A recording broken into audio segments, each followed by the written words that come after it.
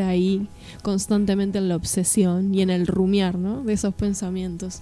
Que bueno, hoy a la mañana una persona me dijo, hay que aceptarlo. Sí, aceptar la situación como principio de tratar de encontrar algún tipo de solución o de por lo menos hacerlo de poder sobrellevarlo, ¿no? Claramente nosotros desde nuestras casas no vamos a solucionar la pandemia, pero sí, bueno, podemos modificar algunas actitudes sobre todo y no entrar en pánico o un pozo de angustia que es difícil de salir. La salud mental, emocional, es imprescindible y quizás si bien hay demasiados baches para ir tapando, preocupándose, solucionando, ahí me parece que hay un enorme bache en el que hay que poner atención. Sí, ya le hemos charlado que la salud pública muchas veces deja para el último o nunca la salud mental cuando debería tener un lugar mucho más preponderante. Uh-huh. Bueno, la verdad que me he preguntado estos últimos días por qué no en el comité de expertos puede estar integrado por personal de la salud mental. Sí, tal vez harían algún aporte interesante en cuanto a cómo sobrellevar la cuarentena, ¿no? También habíamos estado viendo que la Organización Mundial de la Salud recomendó a los países de Sudamérica que entiende que sería el epicentro hoy en día de la pandemia a no relajar las cuarentenas, ¿no? Uh-huh. Que ahí se genera un poco esto, ¿no? De ya llevamos casi 70 días, ¿no? Sí.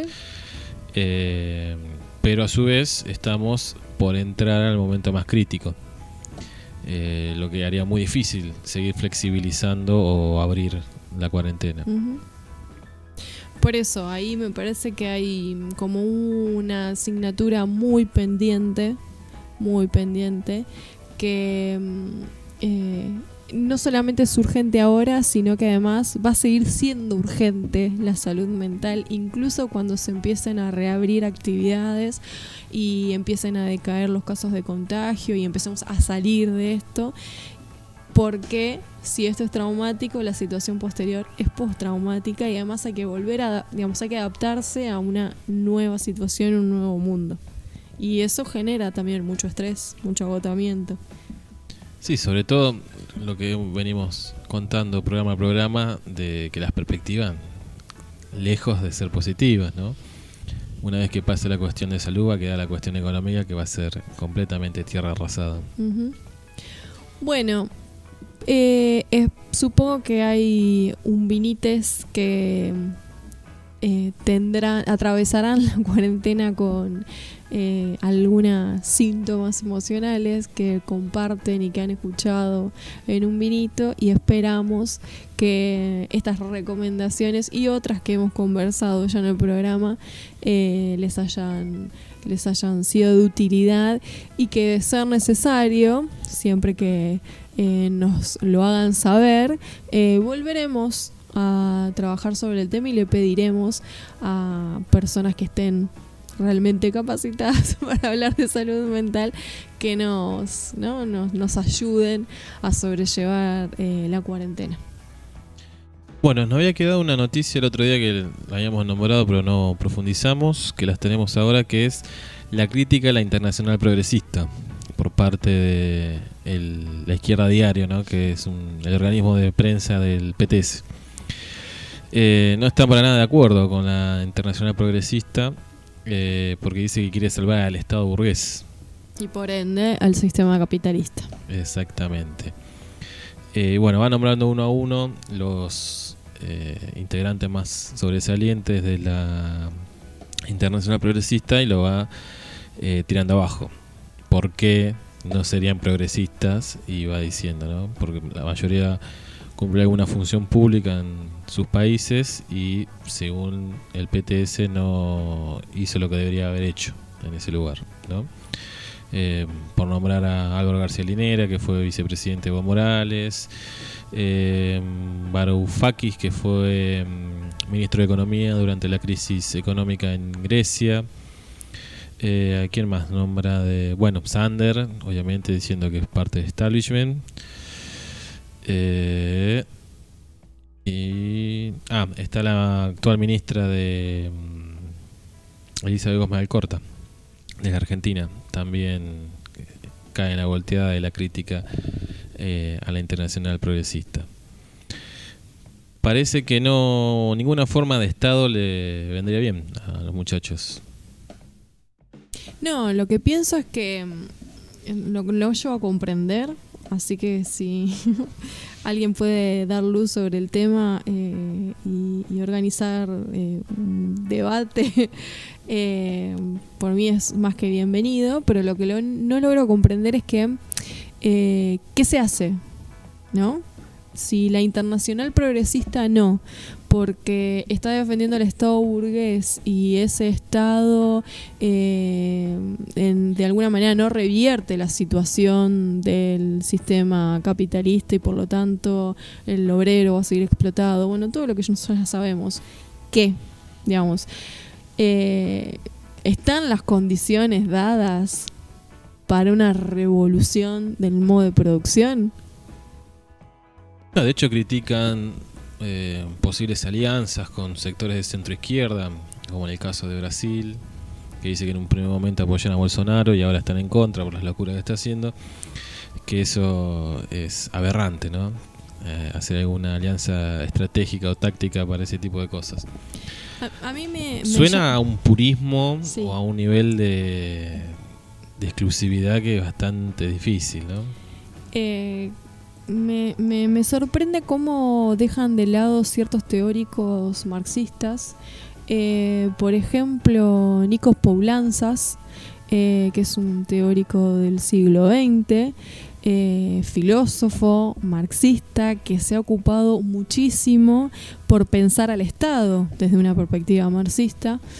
De hecho, fue afiliado al Partido Comunista. Bueno, pero el Partido Comunista, según el PTS, es stalinista, así que también estaba mal. Claro.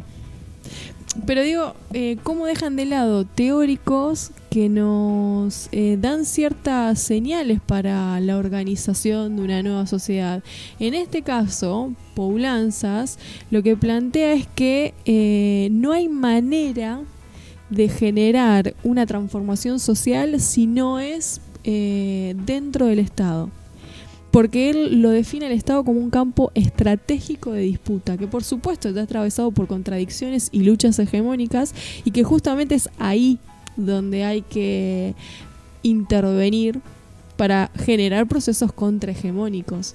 Y lo que plantea también es que el Estado no es el reflejo de, como quizás el marxismo clásico sostiene, ¿no? El reflejo de la estructura económica, sino que se dan otros condimentos. Bueno, eso lo hemos venido discutiendo, de que el Estado puede ser una herramienta, ¿no? Depende de quién lo controle y quién lo esté usando, va a responder a unos intereses o a otros intereses. Exacto. Si está en manos de la clase trabajadora, claramente va a responder a los trabajadores. Él reconoce que, bueno, de hecho, por ejemplo, en Rusia en el 17 se han dado luchas exteriores al Estado de la clase trabajadora, y ahí hubo una digamos, algunas modificaciones, pero que en condiciones posteriores a la Revolución Rusa sería impensado e imposible que se den modificaciones, transformaciones, lucha de clase, si no se toma al Estado como un campo estratégico. Sí, de hecho toma forma la revolución al momento de hacerse con el Estado y transformar ese Estado en beneficio de la mayoría. Sí, exacto. Hoy en una nota que leíamos se ponía de ejemplo del miedo que había generado la Unión Soviética durante la crisis del 30, que un poco haciendo el paralelismo con el ahora, de que tanto se habla de comunismo ahora, como era un modelo exitoso, el modelo de la Rusia soviética, frente a las democracias capitalistas que no podían dar ningún tipo de respuesta y se caía a pedazo el mercado, cómo salió el keynesianismo, el estado de bienestar ahí a tratar de emparejar un poco esa situación que se estaba dando, ¿no? Y el miedo después de la Primera Guerra Mundial de que se instale el comunismo a nivel mundial. Uh-huh. La cuestión es que no conozco qué tipo de críticas le formulan, por ejemplo, a este teórico, a Nikos Poulantzas. Así que me gustaría conocer qué críticas le formulan y por qué no se podría interpretar el Estado como un campo estratégico y la posibilidad de alianzas como para ir avanzando e ir generando las condiciones objetivas, ¿no? Que es un eslogan de izquierda socialista, por ejemplo. Sí, otra cosa que siempre queda ahí medio como en la nada o que no queda bien claro es el programa, ¿no? Porque bueno, nacionalizar la banca, fantástico, yo estoy de acuerdo. ¿Cómo se hace? Me parece que ahí o yo no he profundizado en sus escritos o en sus declaraciones o no hay mucho en cómo hacer para nacionalizar la banca, el comercio internacional, democratizar los medios de producción, todos esos grandes títulos que, bueno, ¿cómo se llevaría adelante todo eso? Creo que lo que no se evalúa son las resistencias a esa propuesta y por lo tanto es evidente que hay que establecer alianzas con sectores que te vayan dando poder y vos a partir de ahí vas carcomiendo esas estructuras hasta consolidar tus ideales. Pero en el mientras tanto te quedaste sin nada. Sí, y con un antecedente tan reciente como son las últimas elecciones presidenciales, que si no hubiese sido por ese tipo de alianzas, estaría gobernando Mauricio Macri en este momento. Así que bueno, no sé cuáles son las respuestas que tiene la izquierda diario, el PTS o el Frente de Izquierda. Bueno, deseosa de poder escuchar críticas. Vamos a ir a una pausa. Le vamos a recordar a los oyentes que hoy, además de nuestras noticias internacionales, nacionales, tenemos dos temas interesantes. Por un lado, vamos a estar conversando sobre algunos olvidados de la Revolución de Mayo. Y al final del programa, casi que inaugurando una nueva sección, tenemos lo que yo hoy voy a decir, un columnista invitado. Lautaro nos va a estar arrojando, dando luz sobre algunos contenidos de carácter científico, de las ciencias duras, y la sección se llama ¿Qué hay de cierto, viejo? No sabía el nombre. Bueno, esto lo surgió hoy mientras estabas diseñando muebles. ¿Qué hay de nuevo? ¿Qué hay de cierto, viejo? Parafraseando a Bugs Bunny. La cuestión sería: hay algunos saberes que nosotros tenemos instalados, que damos por supuesto y que a veces no son del todo cierto, o hay noticias que transmiten los medios de comunicación sobre temas científicos y durante la cuarentena explotaron noticias como esas, y que nosotros la empezamos a manejar como verdades absolutas y en realidad no son tan ciertas. Nosotros hace unos programas atrás conversábamos sobre esta novedad o este descubrimiento científico de un universo paralelo donde el tiempo iría hacia atrás.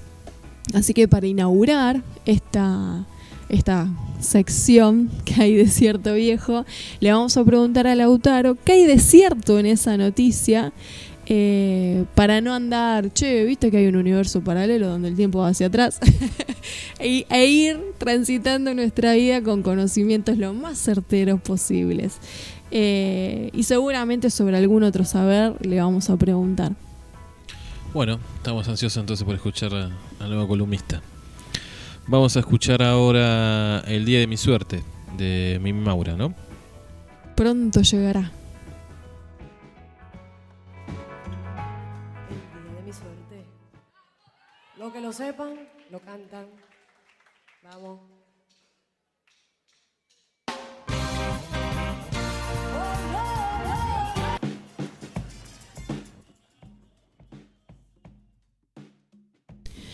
Jueves 28 y en un vinito vamos a hacer un recorrido por las noticias internacionales para tratar de conocer un poco lo que está sucediendo en el mundo. A nuestros oyentes unvinites les recordamos que pueden contactarse con nosotros a través de Facebook, Eustaquio Unvinito, en Instagram, Unvinito Radio 20, en Twitter, @unvinito o en nuestro canal de Telegram, Unvinito. Exactamente. Muy bien. Noticias internacionales, vamos a pasar por China, Francia, Estados Unidos, Brasil, Perú, Bolivia y creo que por ahí me quedé. Bueno, sería parte del viaje imaginario que hacíamos programas atrás. Lamentablemente la mayoría de las noticias no son de lo más alegres. Digamos, la situación del coronavirus en cada uno de los países está cada vez peor. Por ejemplo, China. China, que por primera vez en 30 años no se fija una meta de crecimiento y tiene que ver con la incertidumbre que está generando el coronavirus a nivel económico y a nivel emocional, como decíamos al principio del programa. Desde 1990, China está fijando metas de crecimiento, que es como un clásico en la inauguración de la Asamblea Nacional Popular, y este año, por la incertidumbre, no fijó meta de crecimiento. Lo que tuvo un impacto a nivel mundial y una baja, por ejemplo, de las commodities, que es de lo que vive la Argentina. Así que China no ponga una meta de crecimiento hizo que bajaran los precios de la soja, el trigo, el cobre y el petróleo. Así que por la falta de ese numerito nos vimos perjudicados los países que vendemos materias primas. Sí, además por otra parte el mercado de alguna manera tenía la expectativa que luego de la caída del PBI que reportó China en el primer trimestre anunciara sus expectativas y de alguna intentara revertir rápidamente el camino que empezaba a tener su actividad. Bueno, China no sabe ni para dónde va, digamos, de alguna manera. No quiere fijar norte. Me imagino que debe tener que ver también con el impacto que puede llegar a tener a futuro no alcanzar esa meta, ¿no? Si en algo que se caracteriza a China es en ser confiables, sobre todo en lo económico, ¿no? Después de la década 80, la gran revolución que hizo y la incorporación a la clase media de casi toda su población. Sí, el primer ministro subrayó algunas medidas como rebajar impuestos y tasas, reducir intereses de préstamo, fomentar el consumo y la inversión, por ejemplo, solamente incrementar los gastos militares en un 6,6%, que sería la menor suba que tienen en gastos militares en 2 décadas. Bueno, algo se dijo, pero no se fija la meta de crecimiento. Bueno, ¿con qué continuamos? Y en Francia, que la nota es de Francia, pero en alguna medida la podemos globalizar, exactamente. A todo Occidente, por lo menos. Porque habla del impacto que tiene la crisis producto de la pandemia en los jóvenes, sobre todo en aquellos jóvenes que están este año terminando alguna carrera universitario, superior, y que por lo tanto, como expectativa, obviamente, después de culminar tus estudios superiores, empezás tu vida laboral. Incorporarte al mercado laboral. Exactamente. Mercado que en este momento se acaba de cerrar, desplomar y destrozar en 20.000 pedazos. Y para esos jóvenes, digamos, la situación es un tanto dispersa. Algunos pueden continuar cursando sus estudios, obviamente en un contexto de virtualidad. En esos casos, el peligro que plantea el análisis es que esos títulos se devalúen, ¿no? Bueno, vos presentás tu currículum y fecha de egreso 2020, no, vos te egresaste con la pandemia. Como el contexto, ¿no?, de enseñanza y aprendizaje se ha visto modificado por la virtualidad, como el pronóstico es que se devaluaría en el mercado esos títulos de los egresados 2020. Así que a la incertidumbre de no poder conseguir trabajo porque la economía está en una recesión generalizada, se suma que encima tu título está infravalorado. Exactamente. Después hay otro universo de jóvenes, no solamente en Francia, sino en el resto del mundo, que ha visto directamente interrumpida la continuidad de sus estudios. Así que por lo tanto, por ejemplo, el ministro de Economía y Finanzas de Francia lo que aseguró es que el acceso al empleo de los jóvenes es una cuestión vital que aparentemente deberá ser prioridad en el plan de recuperación que ya habíamos nombrado el lunes, ese plan de recuperación que se empezó a gestar. 500.000 millones. Exacto, entre Macron y Merkel. Así que bueno, las perspectivas para los jóvenes que se incorporan al mercado laboral no son muy auguriosas. De hecho, ya viene, y esto lo marca la nota, la inserción de los jóvenes en el mundo laboral después de sus estudios superiores ya viene mermando en el transcurrir de las últimas por lo menos 2 décadas. Recordarán algunos, si tienen mi edad, nosotros, mucho de nuestra generación tuvo muchas dificultades para insertarse en el mundo laboral. Y no hablamos solamente de países subdesarrollados como Argentina o cualquier otro país de Latinoamérica, sino en Europa o en Estados Unidos, ya la merma de inserción laboral de esos jóvenes en las últimas 2 décadas después de sus estudios es significativa. Post pandemia, pero vamos a incentivar a nuestros jóvenes. No queda otra que hacer un cambio de sistema. Pensamiento positivo. Y seguimos apostando a la internacional progresista a pesar que los camaradas trotskistas no lo quieren. Bueno, esa es una situación compleja en lo laboral y sobre todo para lo que se quiere insertar a nivel laboral. Por otro lado, les decía, Estados Unidos. Tenemos 2 noticias sobre Estados Unidos. Por un lado, Trump le inicia la guerra a Twitter, sobre todo a Twitter, a las redes sociales en general, pero a Twitter en particular. Y lo que se pronostica es que venga una oleada de juicios y de despilfarro de cabezas por todavía, o sea, no se conoció la nota oficial de Trump, el decreto, pero ya se dejó conocer que le va a presentar juicio, una denuncia a Twitter. Lo que cuestiona Trump es que muchas veces incluso tweets de él mismo fueron dados de bajas por el contenido. Uh-huh. Lo hemos podido ver estos últimos años que sobre todo Facebook ha hecho un gran control de todo lo que tenga que ver con mensajes racistas, discriminatorios, etcétera. Con este decreto que firmaría el amigo Trump, los usuarios que se vean afectados por esta censura, entre comillas, podrían iniciar acciones legales a las redes sociales para que se respete su opinión. Pero bueno, acá entramos en un debate que es inmenso de hasta dónde hay opinión personal o hasta dónde se está generando un daño. Porque si yo llamo a matar a una minoría, no sé si es una opinión. O si publico información falsa, sobre todo en este contexto de pandemia, puede costarle la vida a alguien.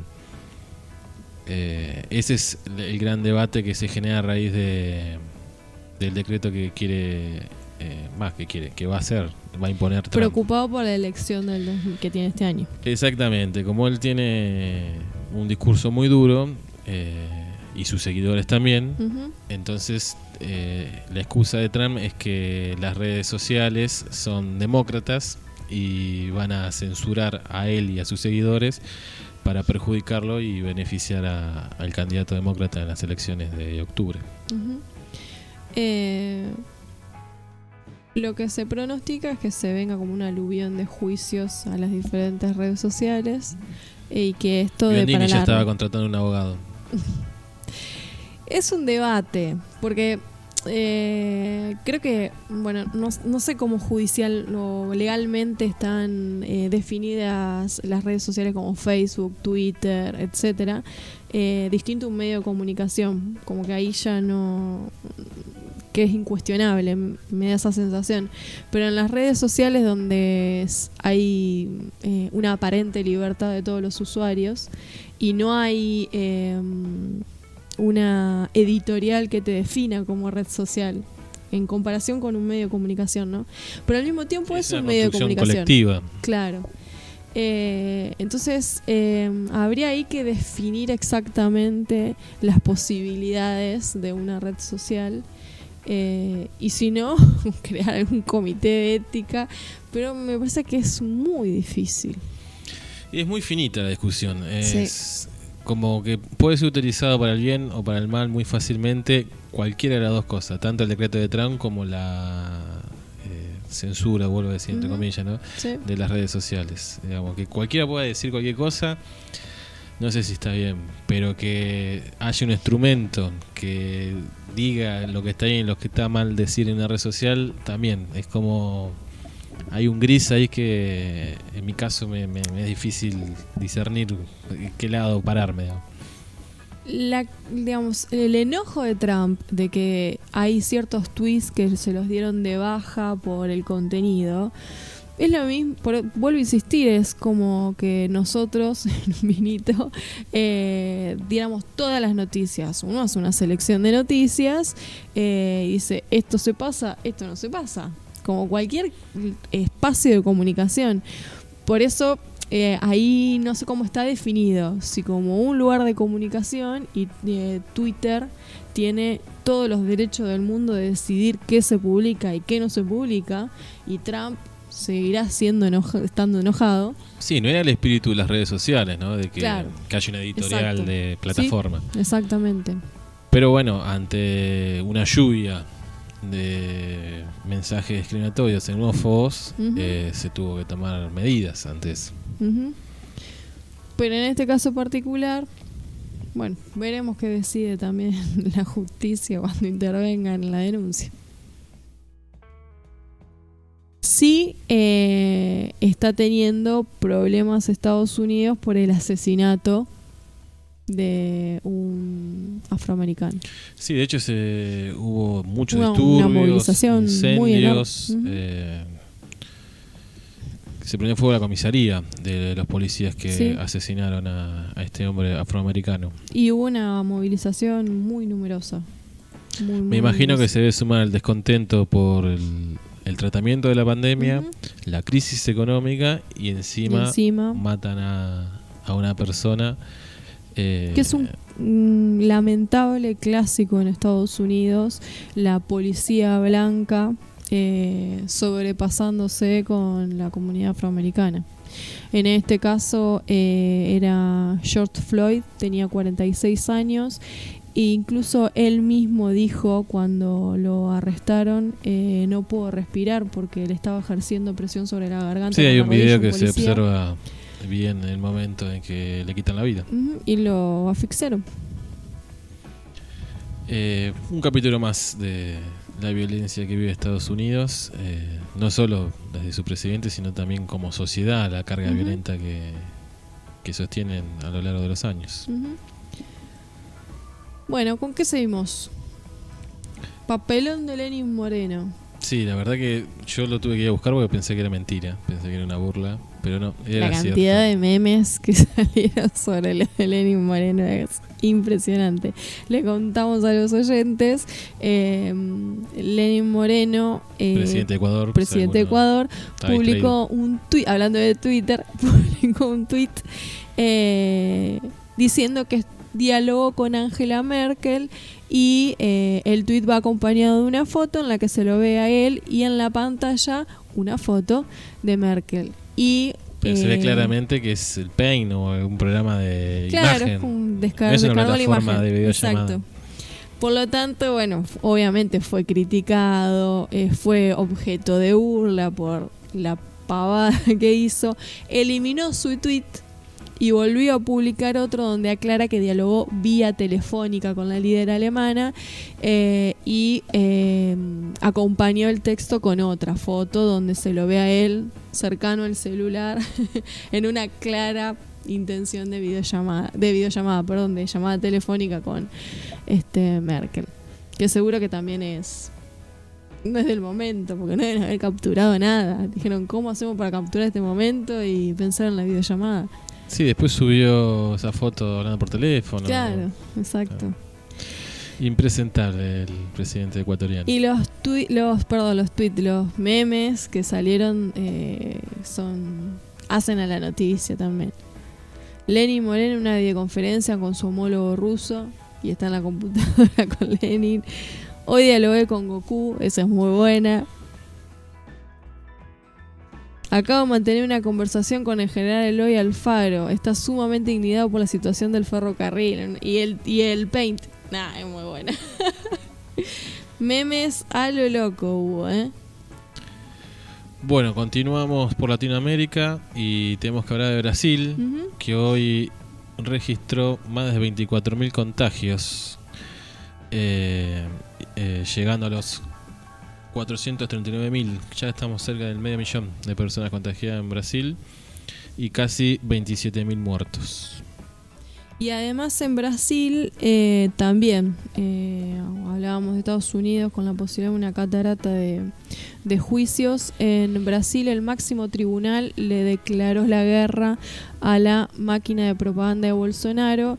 Se conoce como la oficina del odio, que sería aquella oficina donde se generan las fake news, y en esa oficina estarían involucrados aliados y adeptos del presidente Jair Bolsonaro. Bueno, ayer fue desbaratada por el máximo tribunal de Brasil, que ordenó 29 allanamientos e investiga una asociación ilícita financiada por magnates cercanos al mandatario y ejecutada por blogueros y parlamentarios.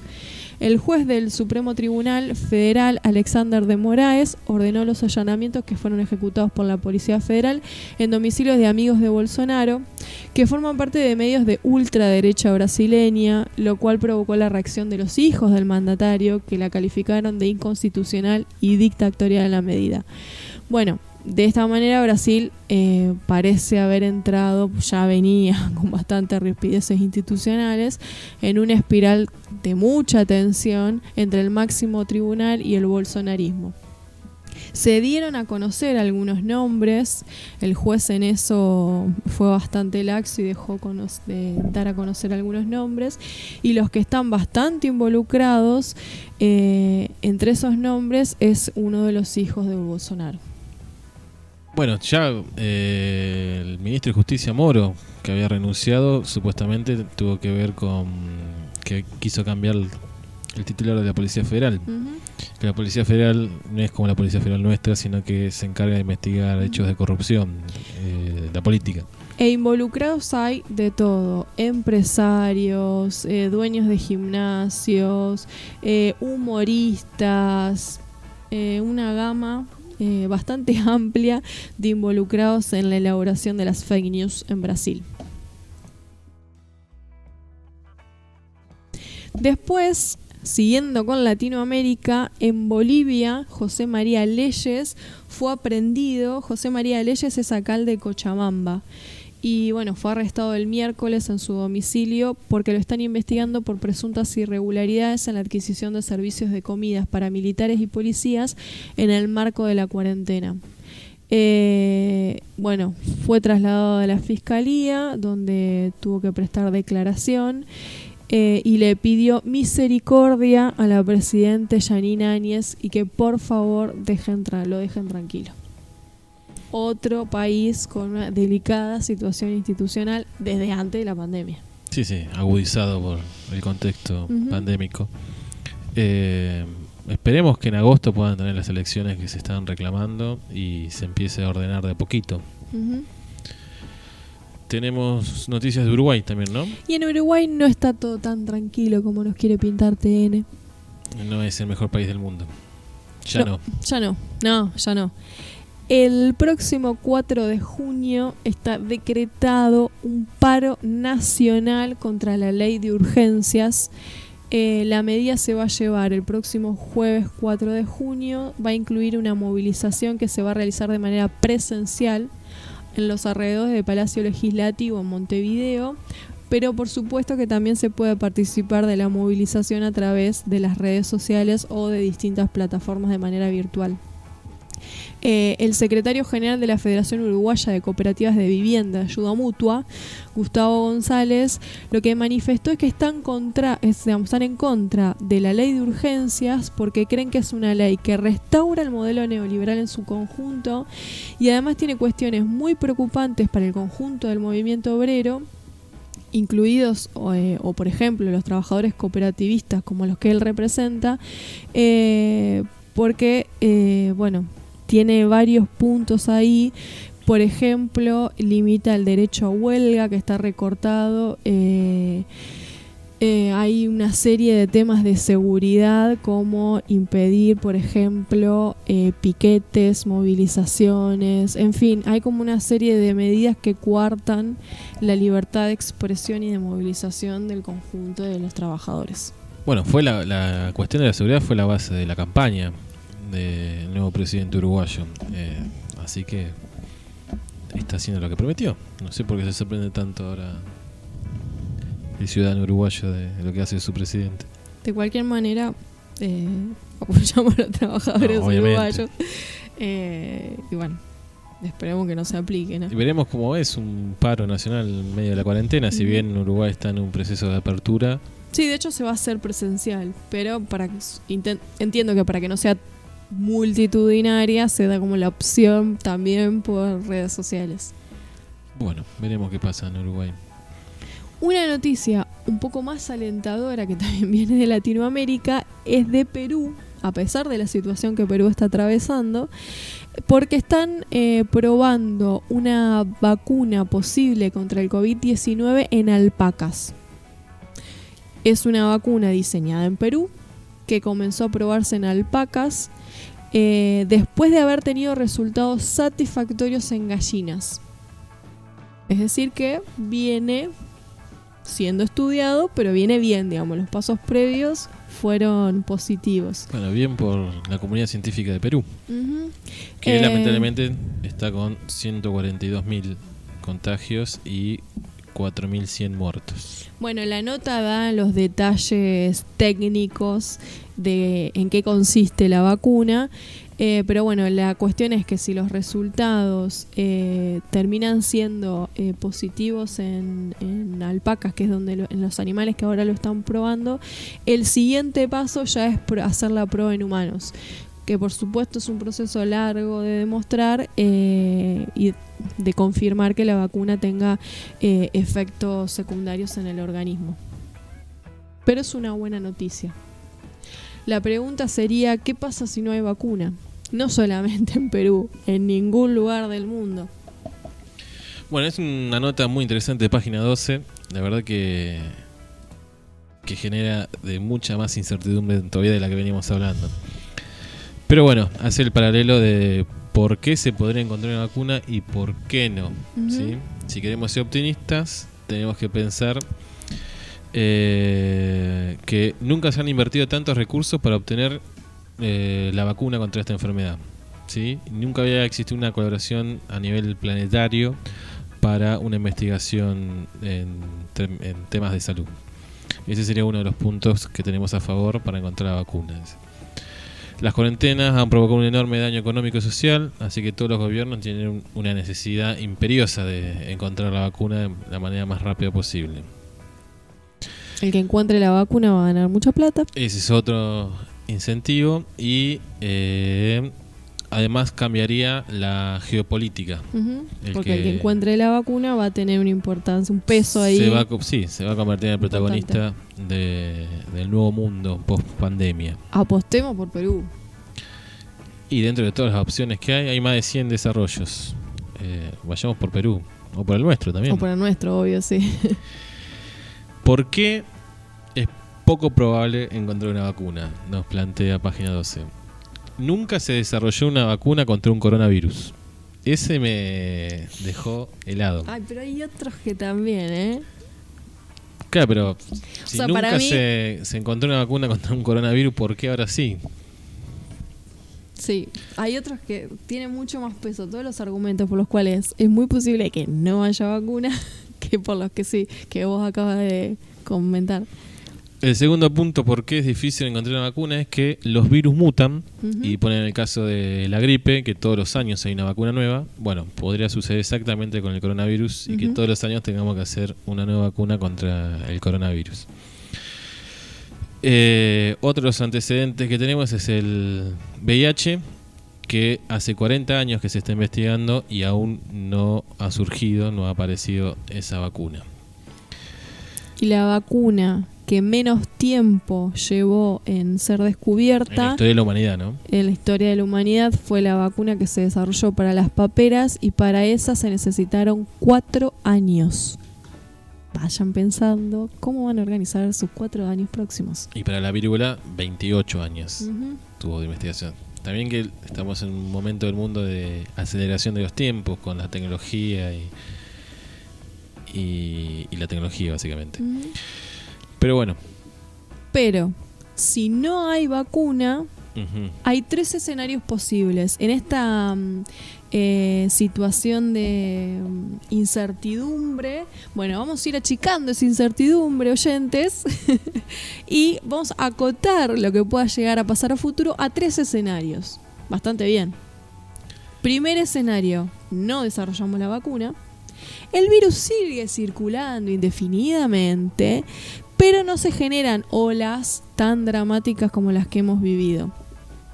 La concientización de la población es suficiente como para controlar el virus. Se van a producir algunos casos, pero siempre esos casos estarían contenidos. pero bueno, ahí tendremos Una que gripezinha. entender que vamos a vivir con distanciamiento social, con barbijo y con esta desinfección absoluta de todo. Eso habría que incorporarlo como forma de vida. Sí. Ya la verdad que no me entusiasma demasiado. Bueno, leía hoy una nota que Aerolíneas Argentinas ya tiene su protocolo para cuando estén habilitados los viajes, y el uso de barbijo, uso de gel, distanciamiento, todo eso El ministro Está Culfas dijo especificado. que tanto aerolíneas como todo lo que tenga que ver con bares o nocturnidad, septiembre-octubre sería la fecha más rápida para reabrir esos rubros de la economía. no va a haber comida que te repartan en el avión, nada de revistas, auriculares, nada.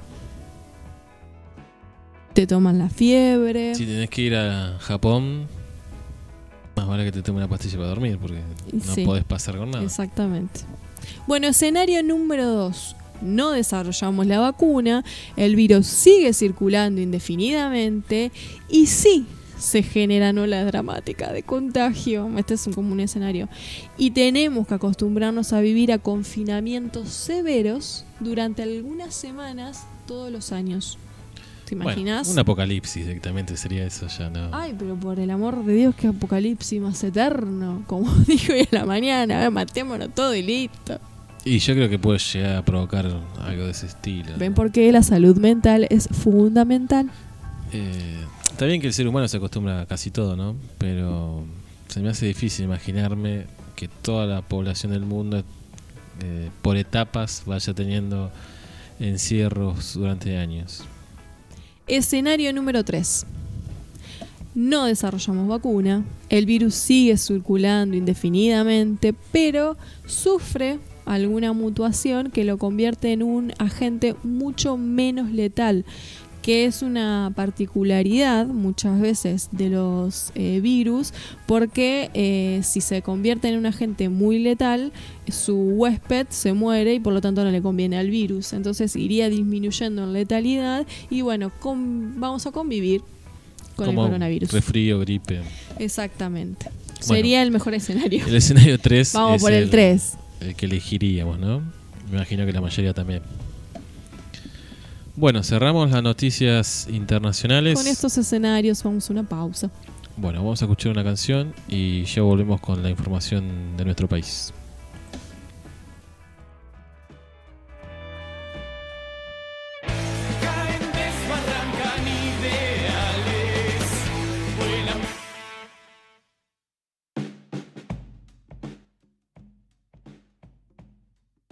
Momento de noticias nacionales en un vinito. Nos vamos directamente a una nueva clasificación, una nueva categoría sociológica. Me hace acordar a cuando en los 90 surge la categoría sociológica de nuevos pobres, diferenciando de los pobres estructurales, allí donde en los 90 cayeron los docentes en la categoría de nuevos pobres. Bueno, hoy tenemos la categoría de pobres COVID. ¿Quiénes son los pobres COVID? Los pobres COVID serían, o entran en esta categoría, ¿no?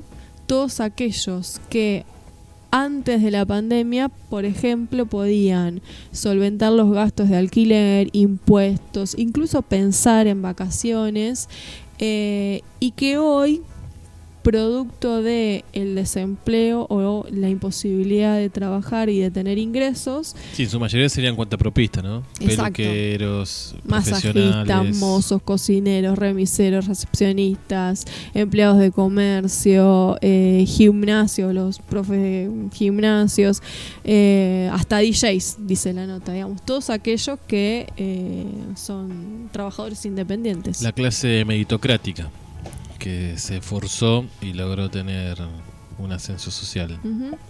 Bueno, todos esos trabajadores independientes que no tienen quien justamente provea su sueldo en este momento porque lo hacen por motus propio y no están pudiendo salir a trabajar porque sus actividades están restringidas, son los que hoy entran a esta categoría de pobres COVID y que se ven obligados a solicitar o IFE o un bolsón de comida o digamos o la ayuda para poder cumplir, paliar las necesidades básicas y que por supuesto en este momento no están pudiendo pagar alquiler, impuestos, nada.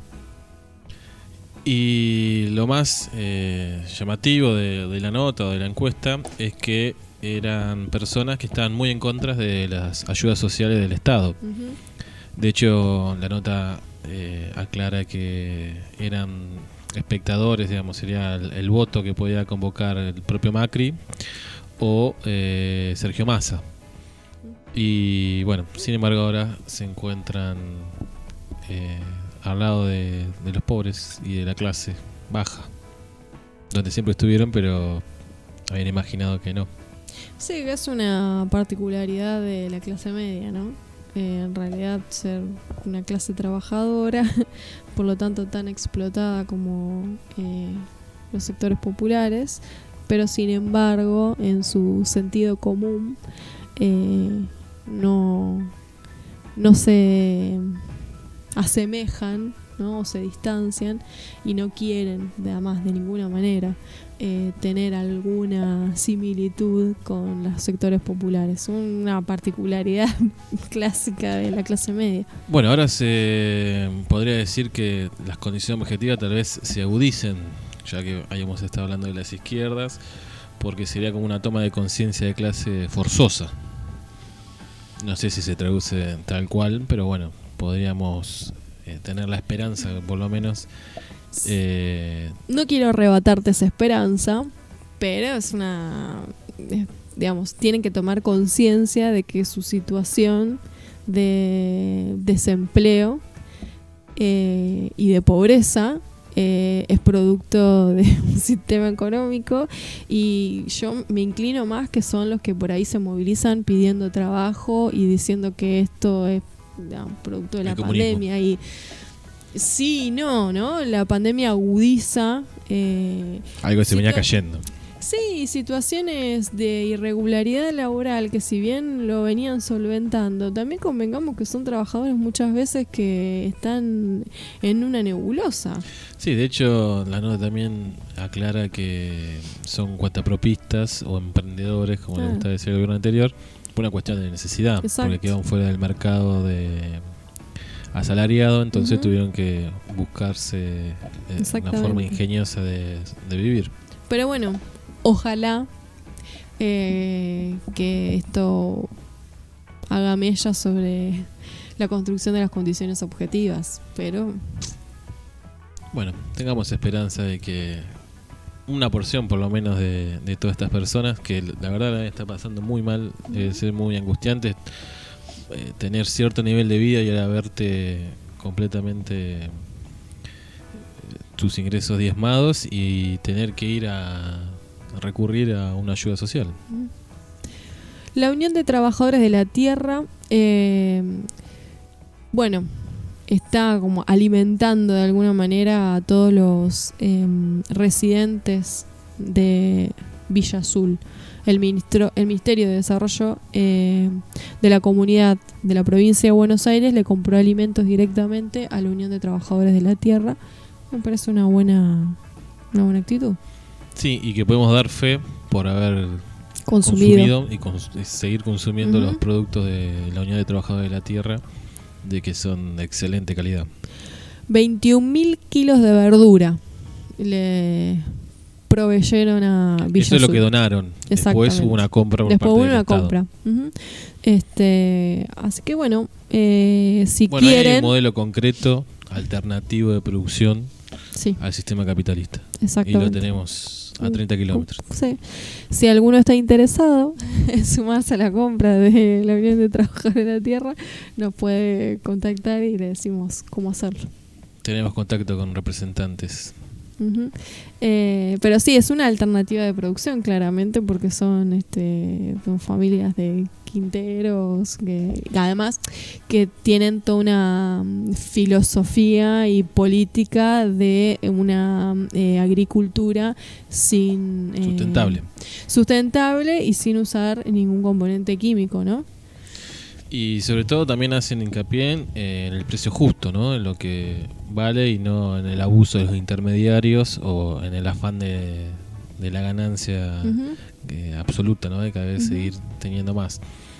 La verdad que es muy interesante la experiencia de los trabajadores de la tierra para seguirla y bueno, tenerlo como una de las posibles alternativas en el mundo de la pospandemia.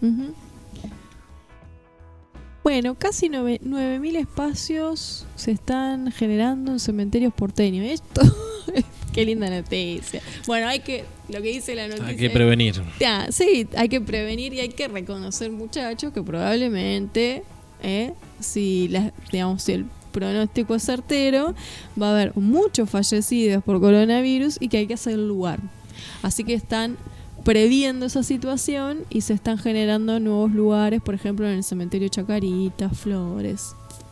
Y ayer nos poníamos al tanto de el pronóstico de unos matemáticos del CONICET que elaboraron no sé cómo se llama, en realidad, no sé si es una maqueta o un sistema que calcula cuándo colapsa el sistema de salud. Y si seguimos con el crecimiento, cálculo, sí, pero tenía un nombre de la forma de hacer el cálculo. Si seguimos con el crecimiento que veníamos teniendo estas últimas semanas, inevitablemente dentro de 20 días, dentro de 30 o 40, el sistema de salud argentino va a colapsar igual que el resto del mundo. A pesar de eso, tenemos mucha gente pidiendo que se levante la cuarentena. Y daba la solución, no es que solamente hacía la maqueta matemática, sino que decía que la única manera de frenarlo o disminuir el contagio es frenando la circulación de personas. No hay otra. Así que tenemos que seguir sosteniendo la cuarentena por más que sea angustiante, aburrido y ya no sepamos más que inventarnos. Es la única manera para prevenir que mueran muchas personas por falta de atención, básicamente. No solamente se están generando o ubicando nuevos lugares en los cementerios, sino que también se da a conocer todo un protocolo de que tenemos que cumplir, como el uso de barbijo y guantes de látex en el cementerio, que va a ser obligatorio para los familiares del fallecido, tanto para familiares del fallecido como para el personal administrativo o de los crematorios o de las casas velatorias, usar calzado de seguridad, bata quirúrgica, gafas, una serie de protocolos que no se cumplieron en Lobos. No, de hecho se hizo un velorio clandestino. Nunca había escuchado esto en mi vida. Habíamos hablado de las fiestas COVID, de los asados, de los encuentros, de un cumpleaños 15, pero un velorio clandestino, increíble. Fue un velorio clandestino en Lobos y dio positivo, y ahora hay 50 personas aisladas. Estamos rodeados en Suipacha, ¿eh? Tenemos Mercedes, 25 de mayo también se confirmó. No sé Chivilcoy, no estoy al tanto de la situación de Chivilcoy. Lobos también está cerca. Bueno, igualmente San Antonio de Areco hemos visto al intendente muy enojado porque estaban en proceso de apertura y también alguna irresponsabilidad hizo que aparecieran nuevos casos, así que volvieron a la fase 0. Bueno, una mujer, igual una situación de verdad traumática, tiene 82 años, vive en uno de los barrios República de Lobos. Bueno, fue internada en Lobos, le hicieron el test, dio positivo y había asistido a un velatorio igual horrible de una persona muy joven, pero lo que ese velorio se hizo en un domicilio particular y de manera clandestina, porque claro, no están permitidos los velorios desde que empezó el aislamiento. Bueno, así que a tomar conciencia y a cuidarnos entre todos. Denuncia penal a Macri. Denuncia penal a Macri. ¿Qué me contás? Qué rápido, yo pensé que iba a tardar más. La titular de la AFI, de la Agencia Federal de Inteligencia, Cristina Camaño, presentó ayer una denuncia penal por presunto espionaje ilegal a personas vinculadas a la actividad política, periodistas, dirigentes y policías durante el gobierno de Cambiemos, tras el hallazgo de información recuperada en un disco rígido que había sido borrado y requirió la indagatoria del expresidente Mauricio Macri. Recordemos que Mauricio Macri ya había sido procesado siendo jefe de gobierno de la Ciudad de Buenos Aires por lo mismo, Exacto. Por espionaje ilegal. La indagatoria que se solicitó a Mauricio Macri es en calidad de ser el responsable de fijar los lineamientos estratégicos y objetivos generales de la política de inteligencia nacional. Además, como es, por lo tanto el propio Majul cayó en la volteada y fue espiado. Sí, exacto. ¿Qué sentirá, no? Así que por esa causa, por esa denuncia de espionaje, por esa producción de inteligencia ilegal, se lo citó a declarar y ya está hecha la denuncia penal. Bueno, veremos cómo sigue. Dentro de varias causas que hay, los préstamos a la Secretaría Vicentín, el espionaje, todo lo que tiene que ver con la deuda. Así que, se echó a Nicky Caputo de ser cónsul honorífico en Singapur. Así que se quedó sin fueros y, por las dudas, se tomó un avión y se fue a Estados Unidos, donde tiene amigos que lo pueden proteger y evitar la extradición en caso de que sea acusado de algo en Argentina. Hay un oyente que nos está brindando información sobre lo que conversábamos recién. En Chivilcoy no hay casos, eso escuchó hoy. Bueno, una buena noticia dentro del marco que tenemos. Una propuesta distinta entre todas estas noticias es que empieza desde ayer, en realidad empezó miércoles 27, el Festival Internacional de Cine Político. El festival va a durar hasta el 4 de junio y se va a presentar a través de la plataforma Contar, que va a ser su primera edición virtual. El acceso es gratuito. El cine político refleja y pone en discusión cambios sociales y los procesos revolucionarios en el mundo.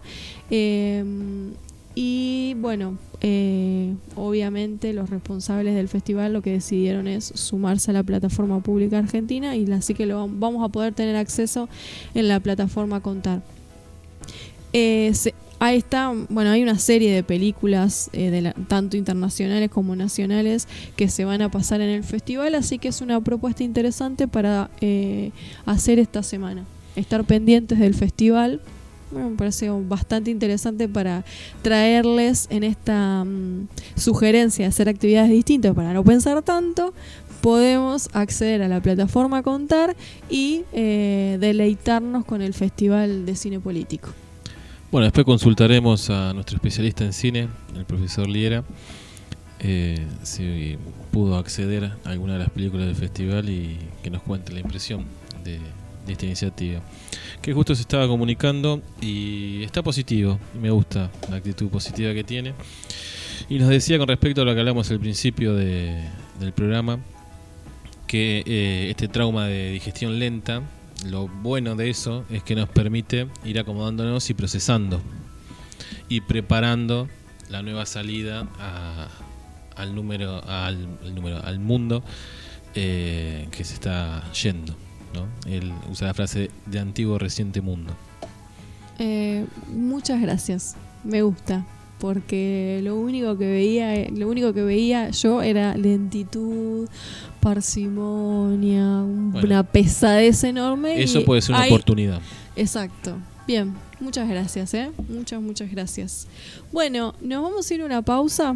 Cuando volvamos de la pausa vamos a hablar de dos olvidados durante la Revolución de Mayo, que fue el tema que hicimos el lunes, y dentro de muy poquito le hacemos la entrevista a Lautaro, a nuestro columnista invitado del día de hoy.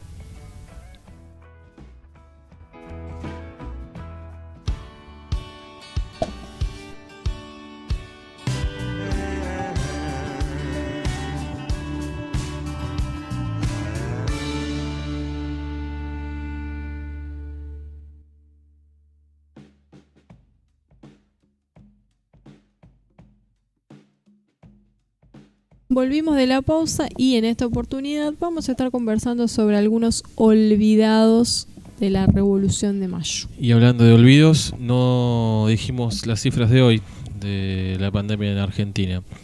769 casos nuevos confirmados, lo que es récord, y 8 muertos en las últimas 24 horas en nuestro país. A usar barbijo, alcohol en gel y a quedarse en casa. El distanciamiento social. Bueno, una de las olvidadas de la Revolución de Mayo, que ya el lunes teníamos intención de hablar de ella, pero bueno, se nos hizo muy extenso el programa, así que la traemos hoy, es Juan Arzurduy, que bueno, representa Juan Arzurduy la lucha armada del pueblo indígena y mestiza del Alto Perú, porque estuvo ahí en la Revolución del Mayo, como quien diría, al pie del cañón. Junto a su marido, Padilla. Bueno, también leíamos que en la niñez la familia la quería monja, pero prácticamente fue expulsada por ser díscola del convento. Era hija de doña Eulalia Bermúdez, que era una mestiza, hija de padre español y madre india, y de Matías Arzurduy, un hombre blanco que tenía varias haciendas. Y desde chica Juan Arzurduy acompañaba a su padre en las labores rurales, lo que le permitió aprender, por ejemplo, a ser una excelente jinete. Dominó la lengua quechua y aymara, que van a ser habilidades que después le van a resultar imprescindibles en el momento de estar al frente de las batallas. Después, bueno, en 1799 se casó en realidad con Padilla, y juntos tuvieron 5 hijos, y participaron, digamos, la vida de la familia cambió drásticamente porque participaron en la Revolución de Mayo de 1810, apoyaron al ejército auxiliar del Alto Perú, que había Le dio un sido... asilo, Exacto. estaba a cargo de Castelli. Bueno, en Alto Perú, como surgieron grupos hostiles a los realistas y fueron combatidos mediante la guerra de guerrillas, y uno de esos grupos fue liderado por Padilla y secundado por Juan Azurduy. Luchó en la región del Alto Perú desde Chuquisaca en el altiplano hasta la selva del sur, y organizó Juan Azurduy un batallón llamado Los Leales y un cuerpo de caballería conformado por 25 mujeres que fue conocido como las Amazonas. Una vida dedicada a la revolución. A la revolución. Que le trajo... Le costó 4 hijos. Exacto, a eso iba. Le costó 4 hijos. Y su A marido. pesar de ello, siguió luchando. Incluso se enfrentó a las batallas embarazada de su última hija. Siguió combatiendo. Después, bueno, obviamente le sirvió a Manuel Belgrano, que Manuel Belgrano termina obsequiando su espada en reconocimiento a su apoyo. Bueno, cuando muere su marido, cuando muere Padilla, se traslada a Salta y ahí se suma a las fuerzas patrióticas de Martín de Güemes, con el que estuvo luchando hasta 1821, cuando finalmente Güemes fallece. Es asesinado. Es asesinado, exactamente. Bueno, ahí ya como la carrera revolucionaria militar de Juan Azurduy como empieza a culminar y termina sus últimos días sumida en la pobreza, y fallece un 25 de mayo. Por eso la traíamos el lunes. Fue visitada por Bolívar, Uh-huh. que la quiso conocer, conociendo su leyenda de temeraria jinete y soldada en las distintas gestas de la revolución. Es más, Bolívar le dijo que ese país no tenía que llamarse Bolivia, sino que tenía que llamarse Padilla, en honor a su familia. Bueno, una de las grandes que ha intentado ser instalada con la última década ganada, sobre todo Juan Azurduy, ¿no? Sí, de hecho tuvimos un regalo del expresidente Evo Morales de un monumento en honor a Juan Azurduy, que hubo todo un debate por ese monumento. Que reemplazó el monumento de Colón, Uh-huh. que estaba en el fondo, digamos, en la parte de atrás de la Casa Rosada, y el último gobierno la sacó. No sé dónde lo trasladó el regalo del gobierno boliviano. Y otro olvidado es Monteagudo. Monteagudo que hizo de todo en su vida. Primero se recibió de abogado en Chuquisaca, fue compañero de Castelli y de Moreno, compañeros de armas. Estuvo en las revueltas del Alto Perú un año antes de la Revolución de Mayo, estuvo encarcelado. En el momento de enterarse de la Revolución de Mayo y que Castelli se dirigía con un ejército hacia el Alto Perú, logró escaparse. Obviamente se sumó al ejército revolucionario. Después de las derrotas que sufrió este ejército, tuvo que andar por Europa, exiliado. Volvió, se sumó a la campaña de San Martín. San Martín lo nombró secretario. Lo acompañó en Chile. Fue el que redacta la Constitución chilena, la Declaración de Independencia. Y una vez ganado Perú, ocupó también lugares en los distintos ministerios en el gobierno de San Martín. Finalmente, una vez que San Martín abandona la campaña, va a ser asesinado por uno de los colaboradores de Bolívar, que desconfiaba de Monteagudo por acusarlo de monárquico. ¿Sí? Hay toda una disputa ahí en que San Martín era pro monarquía y Bolívar era pro república. Esa es como la teoría, no se sabe a ciencia cierta cuál fue el motivo, pero bueno, fue asesinado por un sicario que le clavó un puñal en su pecho. Me quedo con una expresión que Monteagudo publica en la Gaceta de Buenos Aires. Claro, fue periodista también, fundó varios periódicos y participó en todas las logias revolucionarias y progresistas de la época. Allí dice: sé que mi intención será siempre un problema para unos, mi conducta un escándalo para otros, y mis esfuerzos una prueba de heroísmo en el concepto de algunos. Me importa todo muy poco. Y no me olvidaré lo que decía Sócrates: los que sirven a la patria deben contarse felices si antes de elevarles altares no le levantan cadalzos. Bueno, un provocador. Exactamente. Molesto. De hecho, hay muchas frases de Monteagudo provocando. Sí, hay otras sobre las políticas que llevan adelante en Perú, que dice que ya no se encuentran esos grandes propietarios que, unidos al gobierno, absorbían todos los productos de nuestro suelo, subdividían las fortunas. Hoy vive en decencia una porción considerable de americanos que no a mucho tenían que mendigar el amparo de los españoles, ¿no? Básicamente está describiendo la distribución de la riqueza. Exacto, sí. Algo que está tan en boga en este momento y con la concentración de riqueza que tenemos en el mundo actual. Así que bueno, Monteagudo ya a principios del siglo XIX ya lo planteaba como el camino a seguir en Latinoamérica.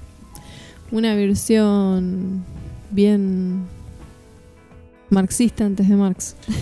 Sí, por ahí, los revolucionarios de Mayo, los verdaderos revolucionarios de Mayo, como era Monteagudo, como era Belgrano, como era Moreno, tenían visiones muy modernas del mundo. Belgrano, sin conocer a Keynes, hablaba de mercado interno. Muchas de las políticas de los textos económicos de Belgrano van a ser retomados por Sarmiento, otro personaje polémico que también en algún momento tomaremos en un vinito.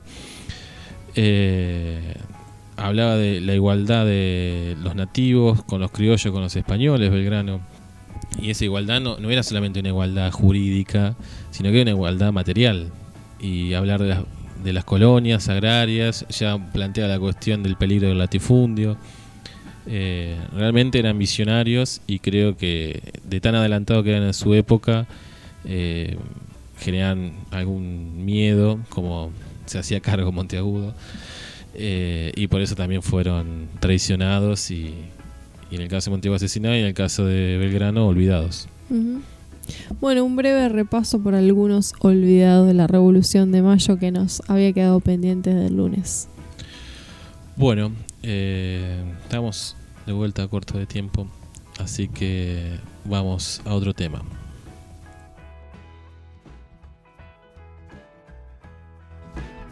¿Estás desconectado? Un Vinito Radio te spoilea la realidad. Spoilear, 2 puntos. Contarle y o mostrarle información concreta sobre un acto a alguien que no lo sepa y sin el consentimiento de esa persona. Esto se usa mucho con las películas y series.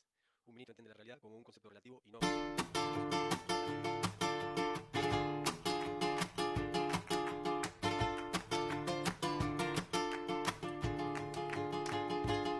Si tú me pides sinceridad.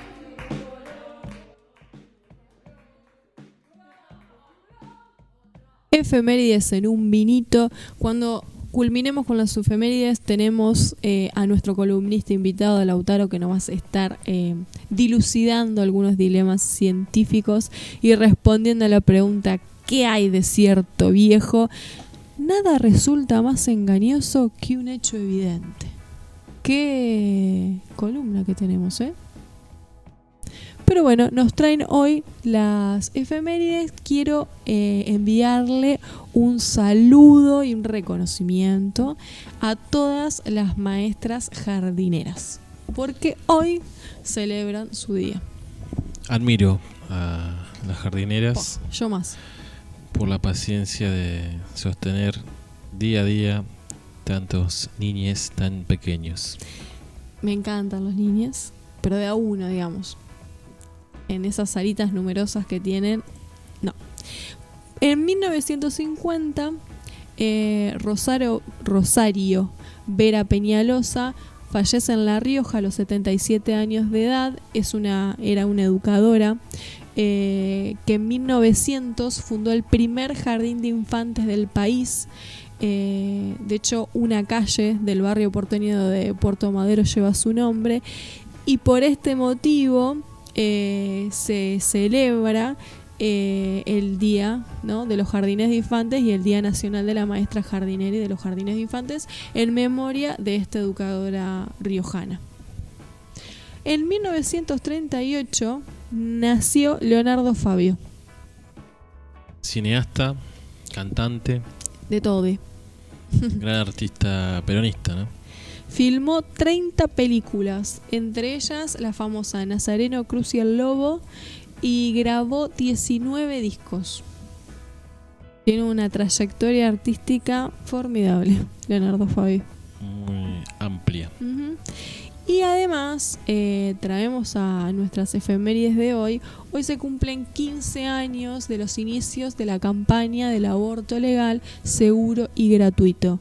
Durante todo el día de hoy, bajo la consigna 15 años de campaña, un proyecto de vida y una historia compartida, se publicaron desde los perfiles en redes sociales de la campaña nacional por el derecho al aborto legal, seguro y gratuito, de las regionales, redes, materiales gráficos, audiovisuales, se dieron a conocer charlas, entrevistas, performances artísticas, se movilizó la campaña, pero, como era de esperar, a través de las redes sociales. La declaración de la campaña de este año plantea que la problemática de los abortos inseguros es una cuestión de salud pública y el abandono al que el Estado y sus instituciones condenan a mujeres, bisexuales, lesbianas, varones trans y personas no binarias que deciden abortar resulta de la omisión de sus responsabilidades.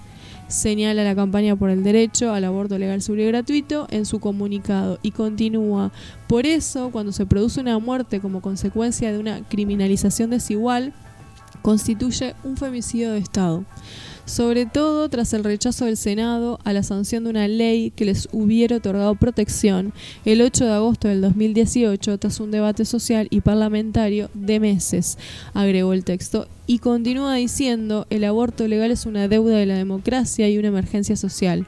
Así lo afirmó la Organización Mundial de la Salud, que durante la pandemia de COVID-19 declaró el aborto dentro de los servicios de salud esenciales. Sin embargo, a pesar de esto, el 27 de abril, por ejemplo, murió Ivana, de 22 años, por las consecuencias de un aborto inseguro en Pirané, Formosa. Y por esos días, en la banda Santiago del Estero, a María, de 12 años, violentada sexualmente, le negaron interrupción legal del embarazo, obligándola a gestar y poniendo en riesgo su vida y su salud. Son 15 años de nuestras vidas, son 15 años que forman parte de la vida democrática de nuestro país. Construimos una historia compartida. Campaña nacional por el derecho al aborto legal, seguro y gratuito. No estamos solas. Tenemos nuestros pañuelos, que son lazos sociales de libertad y de vida, y culmina diciendo la campaña: el proyecto aborto legal será ley en 2020.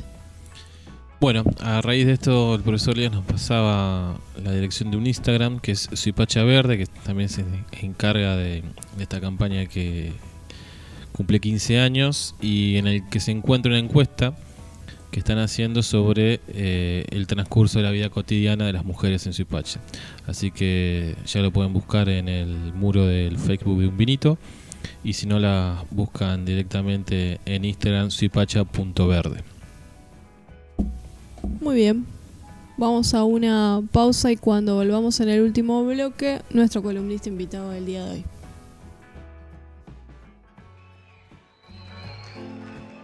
Recordando tu expresión, vuelvo a desear.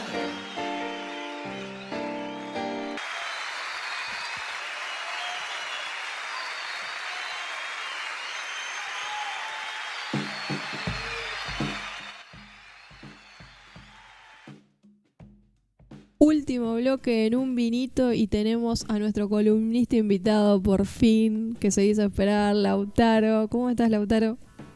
Hola, ¿cómo va? ¿Todo bien? Bueno, nuestra columna consiste en hacerte una pregunta. ¿Qué hay de cierto? ¿Qué hay de cierto en lo que publicamos, en algún momento comentábamos, salió en todos los medios, que hay de cierto en que existe un universo paralelo. Bueno, Amaya dijo que ese universo paralelo es Que sí, claro que era existe. cierto. Bueno, Entre nosotros otros. queremos consultarte a vos, que sos un hombre de ciencia. ¿Qué hay de cierto en la existencia de ese universo paralelo donde aparentemente el tiempo además va para atrás? Que decíamos nosotros es el universo de donde viene Benjamin Button. Bueno, lamentablemente bastante poco. Pero bueno, digamos, las noticias que hoy un poco refrescaron al principio, que era que los científicos de la NASA habían hecho el descubrimiento del milenio, que era un universo paralelo.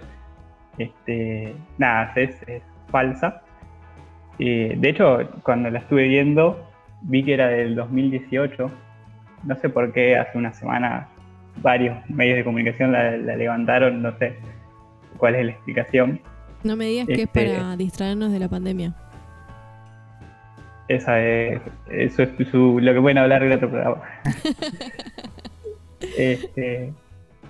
Pero bueno, básicamente la noticia decía que se había detectado un neutrino y que eso como que eso alcanzaba para fantasear y aclarar y confirmar que se había descubierto un universo paralelo.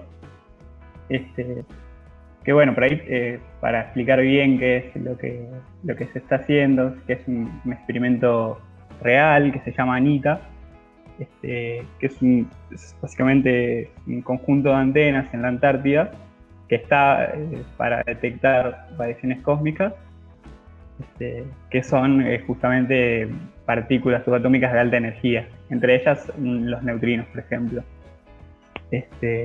que son un tipo de partícula elemental como los electrones, por ejemplo. O sea, quizás Pero para nosotros entender... estamos en contacto con neutrinos, no sé. Vos explicá todo de cero porque está frente a desconocimiento absoluto. Para entender bien, o sea, es como que primero hay que abandonar la idea de que el átomo no es indivisible. O sea, está compuesto por partículas más pequeñas, elementales, entre ellas el neutrino, que en realidad surge como un artilugio matemático. O sea, hay una fuente de neutrinos muy pequeña igual, que es la atmósfera propia, donde los isótopos radiactivos, o sea, que son átomos de alta energía, para hacerse estables tienen que librarse de esa energía y emiten una partícula beta. Pero la diferencia de energía entre el isótopo y el átomo no es la misma que la de la partícula beta. Entonces dijeron, bueno, hay otra partícula y la llamaron neutrino, para rellenar como ese hueco matemático. Y la realidad es que se sabe muy poco de los neutrinos. Por eso es que se están investigando. Solo se sabe que prácticamente no tienen masa, que tienen alta energía y que no tienen carga eléctrica. Entonces viajan en línea recta a una velocidad cercana a la luz y pasan por la Tierra y, digamos, no interactúan con la materia. Entonces, digamos, este experimento lo que no detecta directamente los neutrinos, sino los detecta indirectamente, porque cuando pasan por el hielo, ahí tienen como un efecto medio complejo, pero bueno, emiten ondas de radio, que es lo que detecta las antenas.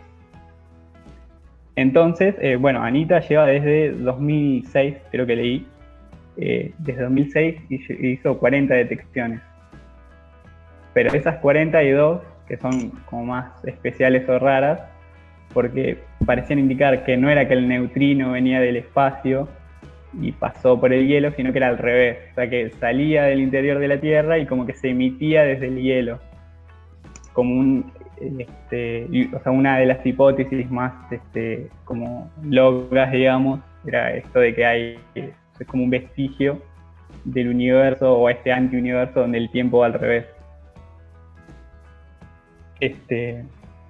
Digamos, o sea, hay miles de hipótesis, esa es la hipótesis quizás la que más se puede poner una noticia, pero tampoco es tan así, o sea, tampoco es real que se haya detectado estas dos detecciones sean reales, porque bueno, hay otros experimentos también en la Antártida, algunos hasta son más sensibles que Anita, que no lo detectaron. Y este tipo de descubrimientos así tan grosos, tan importantes, o sea, requieren una confirmación independiente. O sea, un grupo de investigadores independiente que trabajen con otra metodología que también lo detecten, y no lo detectaron. Así que lamentablemente lo más probable es que haya sido un error del experimento y no se haya confirmado nada. Pero bueno, es más interesante hablar de universos paralelos. Bueno, el cine de ciencia ficción siempre lo ha planteado. No sé si lo habrá visto, pero me acuerdo de la película de Interestelar, que justamente plantea esta cuestión de las dimensiones y el desdoblamiento del tiempo. Y encima acá lo loco es que el tiempo va para atrás en la noticia. Sí, bueno, la fantasía de viajar en el tiempo Claro. vendría como Sí, todo a sería suplir opuesto. esto. ¿Cómo decías, Lauti? Que o sea, no solo el tiempo iría para atrás, sino que es literalmente como un anti-universo, o sea, todo es opuesto, digamos. Ah, o sea que es más complejo que solamente el tiempo va para atrás. Supuestamente, ¿no? Ya sabemos que Claro, el sí. descubrimiento no fue tal, Sí. pero sería... ¿Por qué? ¿Qué otras cosas serían totalmente opuestas? Y un protón, digamos, en lugar de tener carga positiva, tendría carga negativa con él. Y... Esper sería de izquierda. Claro, iba a decir una cosa Claro. así, sea un boludo en el otro, no sería un boludo y así sucesivamente. Y caminaría para atrás también. Ah, ok. Bien, perfecto. Bueno, pero no, eso por ahora nos queda en la ciencia ficción. Qué interesante cómo los medios levantaron igual una nota y la fueron tergiversando. Porque de cierto en esas notas no hay absolutamente nada, más que existe el experimento Anita. Después, Sí. otra, no, nada. ¿Hay algún otro Sí. descubrimiento que también haya sido medio mentirita y nosotros andamos diciendo, che, ¿viste que hay un universo paralelo? Y no era tan cierto. No sé, la verdad que no se me ocurre. Sí sé que, digamos, igual la teoría de universos paralelos o de multiversos, más que teoría de hipótesis, hay un montón. Y todas tienen un marco teórico igual.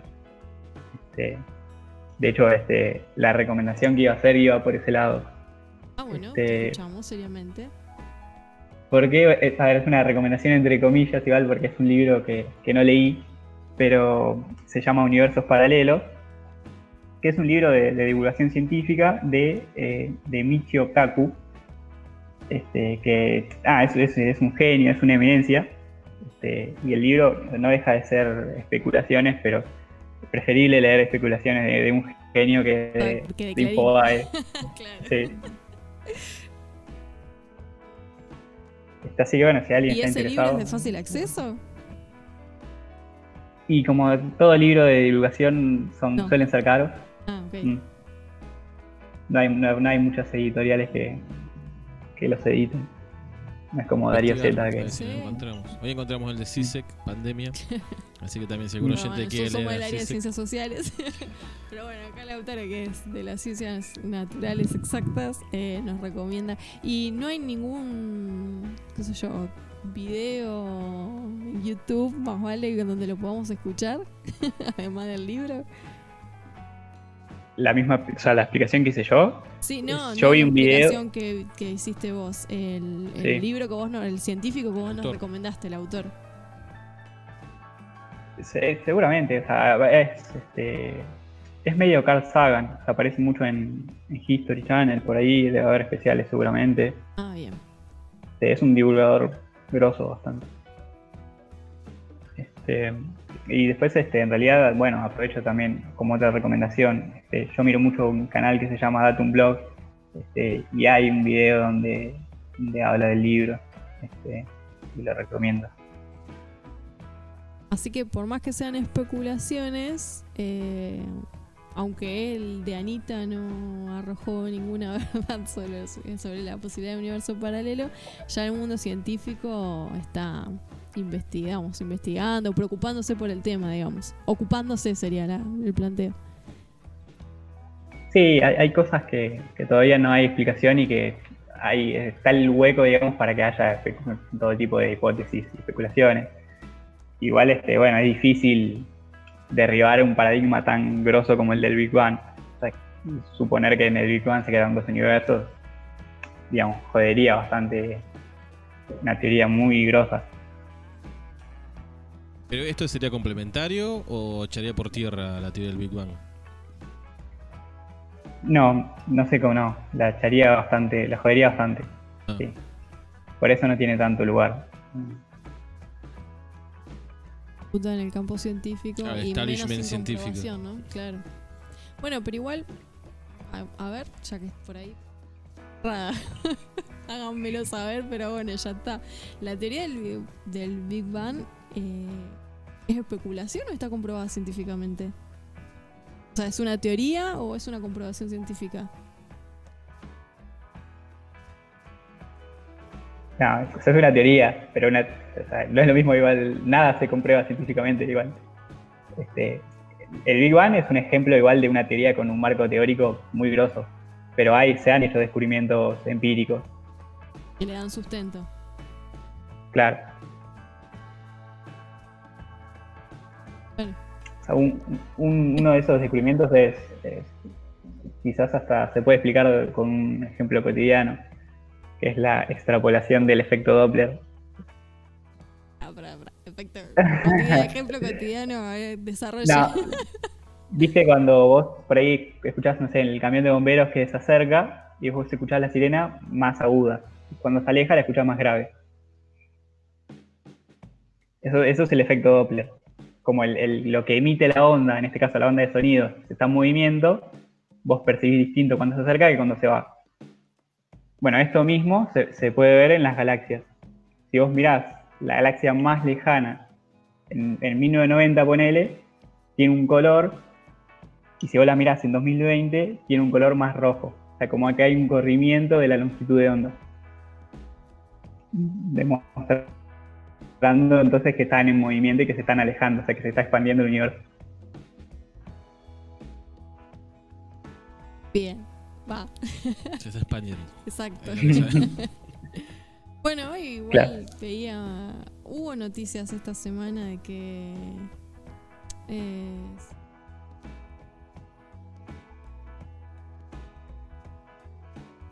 Láctea. Yo no lo vi. Vi que ayer ser? falló un lanzamiento. Falló un lanzamiento también. Que era, creo, la primera misión privada. Sí, se va a hacer ahora el Tesla. 31 de mayo. ¿Cómo? Que ahora el 31 de mayo se vuelve a intentar. No sé por qué quedó ahí inconcluso ese lanzamiento. Por problemas de clima. Y el descubrimiento puede ser que hubo un descubrimiento de un nuevo planeta, pero de la Vía Láctea, que hace poquito se descubrió. Llegó a Me detectar. mataste, pero puede ser, sí. Y tenemos otro. No sé si será cierto, te la preguntamos la próxima. Si será cierto eso. Quiero aprovechar, no sé si querías comentar algo más de nuestro será cierto. Al final, ¿será cierto que hay un universo paralelo? No es cierto. Por el momento es pura especulación. ¿Querías comentarnos algo más sobre será cierto? No, si no tienen ninguna pregunta, no. Hay cosas que son muy difíciles de... Sí, yo por ejemplo te preguntaría cómo hacer para entenderlo. Porque a mí te digo, ondas expansivas, neutrinos, etcétera, etcétera. Es difícil de comprender. Como ojos que no ven, corazón que no siente, no sé. Igual... Es muy abstracto igual. Claro, Digo, muy es todo, abstracto, sí. mucho es todo matemático igual, digo. Claro. Surge como algo matemático y se descubre. Y bueno, las ciencias sociales, otra estructura de pensamiento completamente distinta. Sí, porque es como... a mí me resulta muy abstracto. Aunque para otro campo podría resultarle abstracto el concepto de, qué sé yo, hegemonía. y nosotros como lo percibimos. Supongo que a ustedes del otro lado les puede pasar eso, perciben, digamos, detectan, entienden, comprenden. Entiendo que no me pasa a mí este lado. La idea es que nos den claridad y nosotros podamos apropiarnos también de ese otro campo.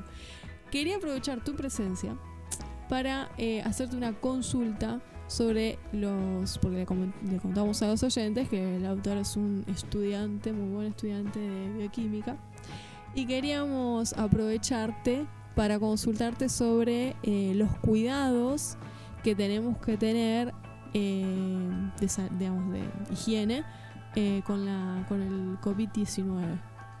Por ejemplo, uno de los cuidados es usar lavandina para desinfectar. Bueno, ¿cómo hay que usar la lavandina para desinfectar? Bueno, básicamente hay que seguir las instrucciones de... creo que es por ley que las lavandinas en la botella tienen que decirte cómo hay que diluirla.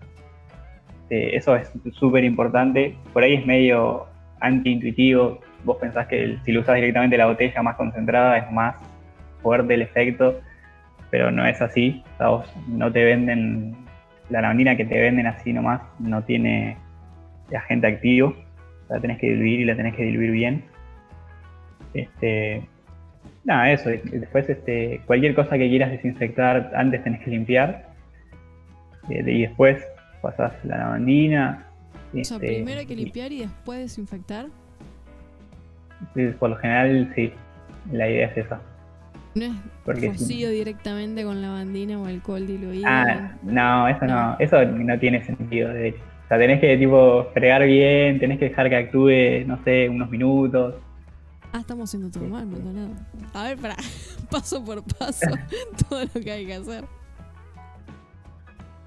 Y tenés que preparar. De las compras, rociamos los productos con el alcohol que lo diluimos 70-30. Eso está bien, ¿no?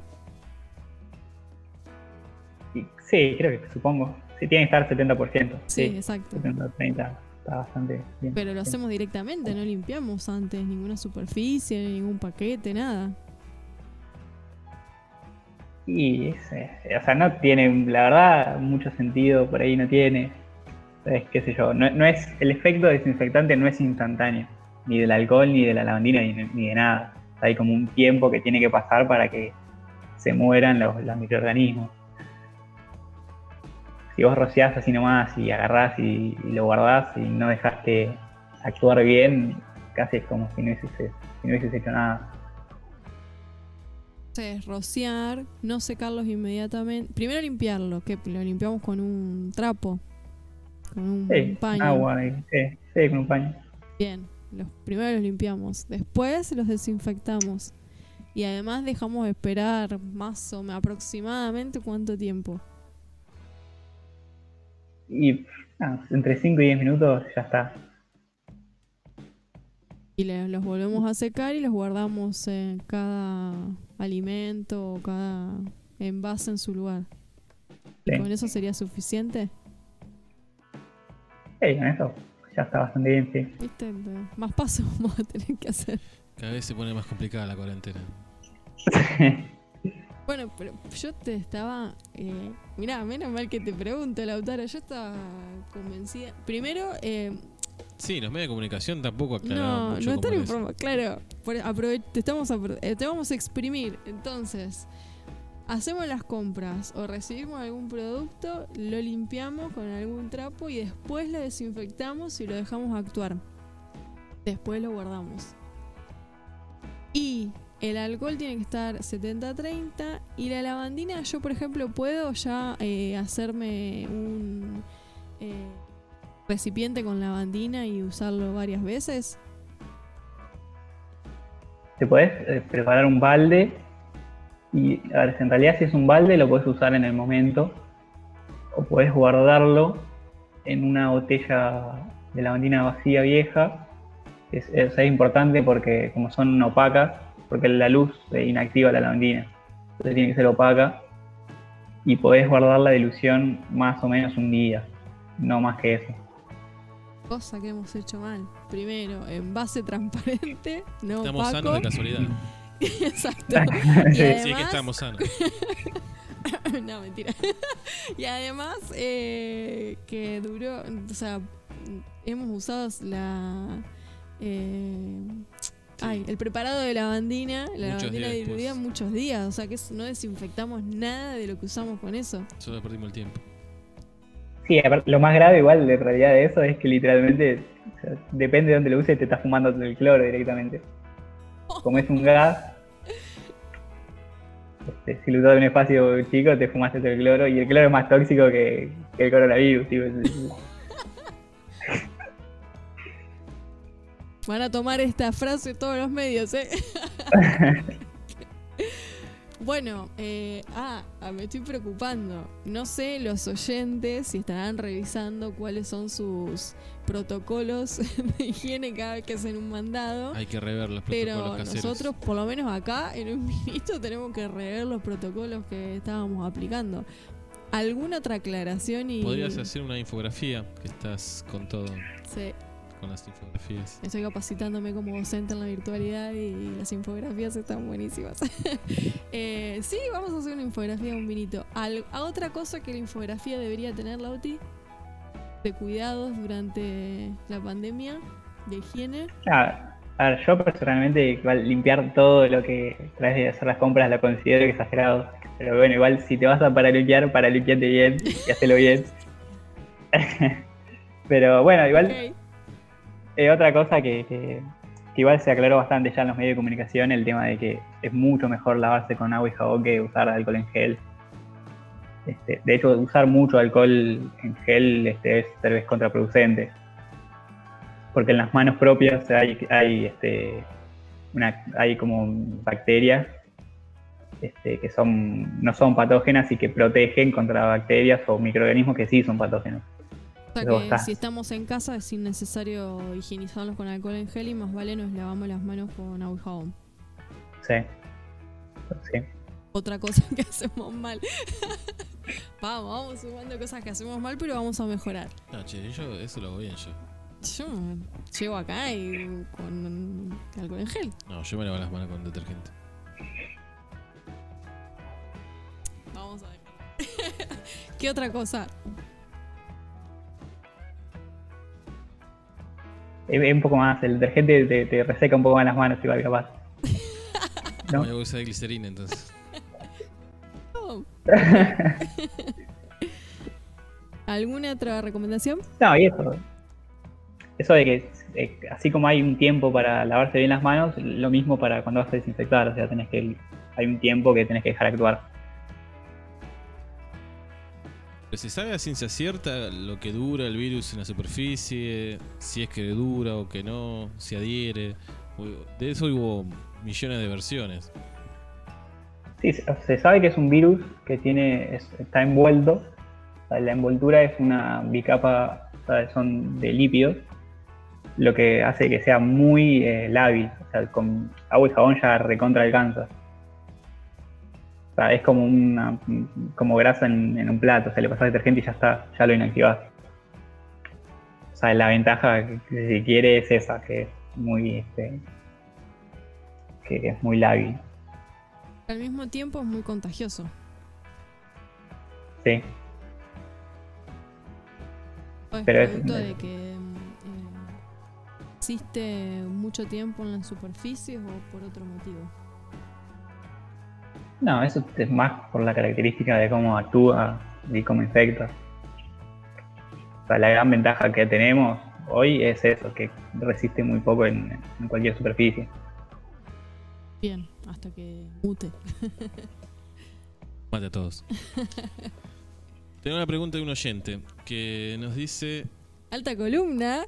¿qué hay de cierto en que los anticuerpos del coronavirus impiden que te vuelvas a enfermar de coronavirus? Algo habíamos comentado desde las noticias de que no hay mucha certeza de eso, pero bueno, desde tu área, ¿qué se sabe de eso?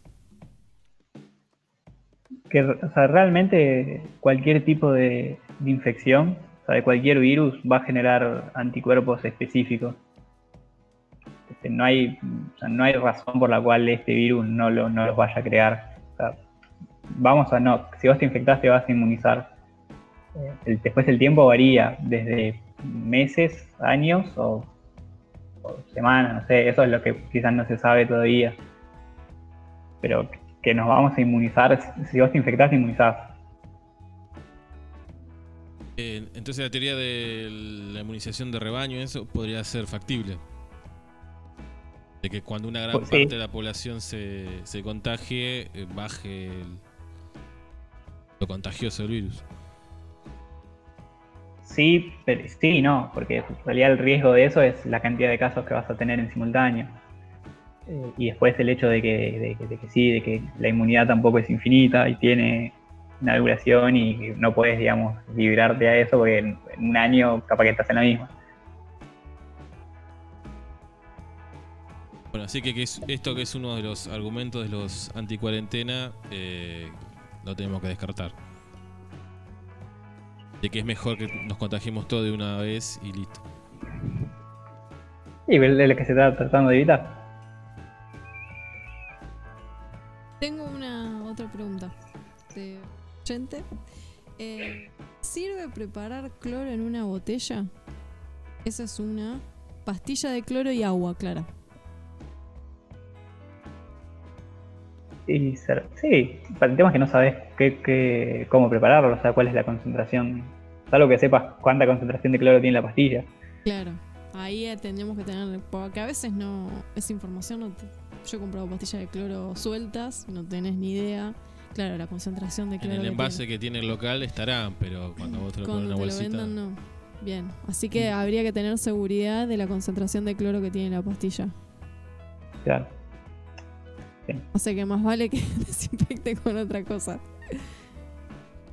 Sí, porque, o sea, sí es cierto que el agente activo de la lavandina es el cloro. Uh-huh. Pero bueno, ya la lavandina viene preparada para que vos hagas bien la dilución y ya está. O sea, más vale usar lavandina. Claro. Bien. La verdad que sí.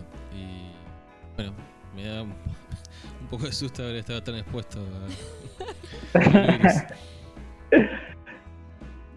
Si estuviéramos en un lugar de circulación comunitaria, tal vez no estaría saliendo al aire un vinito. Bueno, Lautaro, ¿alguna otra recomendación que vos sabés que es un tips fundamental y nos quieras decir? ¿O ya hemos pasado por lo más importante? No, restar. No. Nada más. Además de saber de ciencia, tiene un humor, mamita. Esta columna, pero mirá, tira para rato, te aviso. Bueno, ok, todo eso y rezamos. El que cree y el que no, que sea creyente. Bueno, aclaró a qué rezarle. Así. Claro, exactamente. Bueno, entonces, muchísimas gracias, Lautaro. Lautaro, estudiante de bioquímica de la UBA. ¿Cómo anda la cursada en cuarentena, Lautaro? Virtual. Sí, ya es choto por el tema de que no tenemos laboratorio, que es lo más interesante, todo teoría. Si ya es abstracto, más todavía por no tener laboratorio. Pero bueno, igual, qué sé yo, es interesante y se lleva. Bueno, gracias por darnos claridad sobre, ¿ves? Un montón de conocimientos que yo pensaba que la tenía re clara. Mirá cómo se infectó todo y no. Así que a nuestros oyentes que se vieron muy interesados en la columna de hoy, les decimos que si tienen alguna pregunta sobre saberes cotidianos que creemos certeros y que son del campo de las ciencias, nos dejen y en una próxima charla con Lautaro le hacemos todas las preguntas que ustedes nos dejen. Bueno. Sí, díganmelas antes, así las estudio. Sí, por supuesto. Hay que prepararse para salir en la radio. Bueno, queda comprometido entonces, como todos los columnistas, siempre queda comprometido a volver. Para una segunda columna. Bueno, Lautaro, te despedimos. Igual quédate ahí porque hacemos el cierre del programa y charlamos un ratito fuera del aire. Y cerramos un vinito el día jueves. Bueno, nos encontraremos de vuelta el lunes con más información y curiosidades.